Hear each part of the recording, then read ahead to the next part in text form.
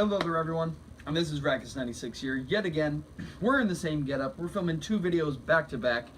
And this one, as I mentioned in the last video, is going over my stock class looking blasters. Blasters I physically like because they look stock, but they're either slightly modified or super stock. So we're going to get into an honorable mention that unfortunately did not make the list because yes, it looks stock, and yes, it's slightly modified, but it's just not my favorite. And unfortunately, goes to my modified modulus. The second I got the modulus, definitely wanted to modify it because again, it has tack rails, 2 tack rails, 3 tack rails, 4 tack rails, 5 tack rails out of the box. It was pretty much another Rapid Strike idea shell with all the tack rails all over the main blaster. This one just so happened to be a Strife essentially. Same mechanism, semi-auto, really long barrel, lots of dead space. But I liked the idea, so I modified one. Kept the carry handle, of course. And of course it's running on stock motors and completely rewired using 16 gauge automotive grade wiring. And I have to loosen up that mag a little bit tight. But of course, without any electronic locks. It does get pretty loud. It's of course running on the standard 4 alkaline batteries, AA style in the foregrip. So that's the honorable mention because it just really wasn't that good. Number four on our list is pretty small. This is the Nerf Sharpfire. No stock, no attachment, because this was made to go for it. Of course, lots of springage. Lots and lots and lots of springage. The AR, I wouldn't recommend looking down the barrel. The AR has been removed. And of course, when closing that breech, oh, that's right. Oh, and you can feel the air coming out. You guys can't, but I can, just to prove it.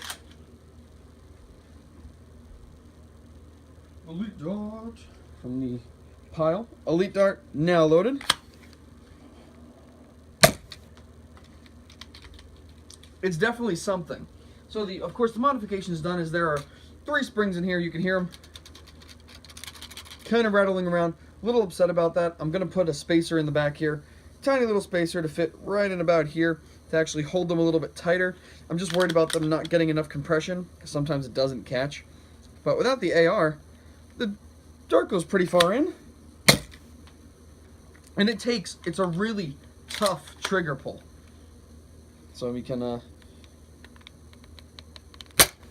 you have to pull it all the way and then some to physically get the catch to release. And this was kind of I was bored plinking around during one of my my builds, or kind of just loafing around playing some GTA Online. And I was like, you know what? Let me mod a Sharpfire. Let me see how much power you can fit into a Sharpfire and see if it will catch and see if you can fire it. The trigger pull is mean. I would not suggest you modify one of these and then still expect to fire it with just one hand. You're going to need to hold it and really, really pull that trigger. But it was a pretty cool mod. And it's stock. Definitely super stock.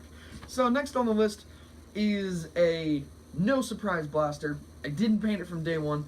It's gone a little bit more modified than its original video, and that we're going to go over.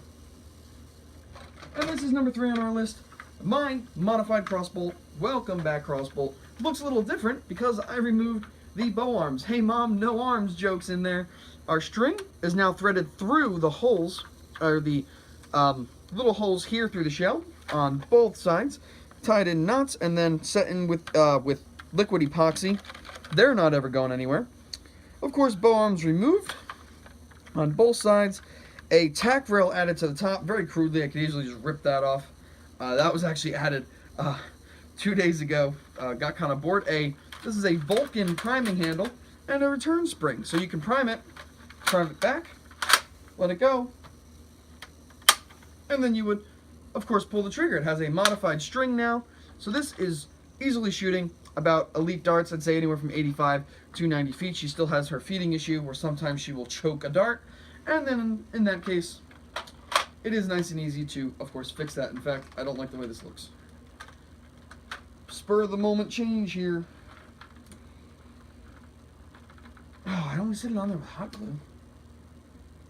Yeah, we'll leave it for now. Tack rail will, of course, come off, but I would have normally had some kind of scope up here, because that on top of a crossbow, although it's not straight, would be so cool. You pull out your crossbow, you mount up, and boom, sniper shot. But of course, it's a crossbow, so it doesn't need that. But of course, that is just the super stock looking crossbow. So the next two on the list should be of no surprise. They both still remain in their N-Strike Elite Blue with white striping. And number 2 on our list was actually just featured. And of course, that is the Rapid Strike. There's not many blasters in this lineup just yet. Of course, I do like the way things look stock, especially when you don't have to do shell modifications. But sometimes it's always fun just to paint it up one specific way, or you always want to try something new. But of course, Lipo has been removed for this video, but she's pretty awesome. Love the way that the XD version has the white striping instead of the orange striping, and then the orange stock instead of the gray stock.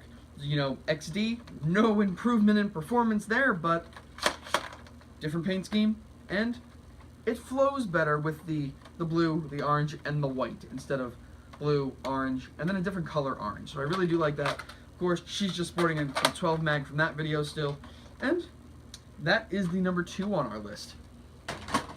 Number 1 on our list is of no surprise, my personal favorite blaster of all time in the clip system is the Nerf N-Strike Elite Raven. And of course, number 1 on our list is my Nerf N-Strike Elite Raven CS18, although she's sporting a 6, because it looks really cool up on my favorites wall. So, pretty stock since the last time you guys saw it. Cherry switch, nice and clicky. This would normally be running on 3 truss fires and either 1 dummy cell, or if I'm going to a war and I don't mind shooting a little bit further, I might throw a normal alkaline in there. I usually just run a completely depleted alkaline that I use for testing some lighting.